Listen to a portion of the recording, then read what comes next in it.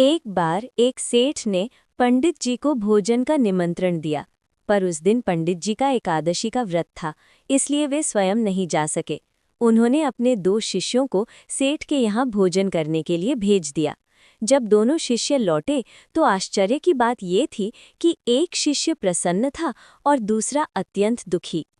पंडित जी ने ये देखकर पूछा, वत्स, तुम दुखी क्यों हो? क्या सेठ ने भोजन में कोई भेद किया? शिष्य बोला, नहीं गुरुदेव। क्या आसन में भेद किया? नहीं गुरुदेव। क्या दक्षिणा में भेद किया? नहीं गुरुदेव। 2 रुपए मुझे और 2 रुपए दूसरे को दिए।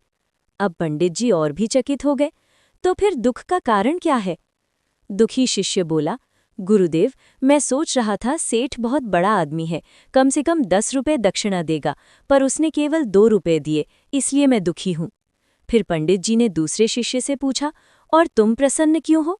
वो मुस्कुराकर बोला, गुरुदेव, मैं जानता था कि सेठ बहुत कंजूस है, 8 आने से ज्यादा नहीं देगा, पर जब उसने 2 रुपए दे दिए तो मैं अत्यंत प्रसन्न हूँ। यही है मन का खेल।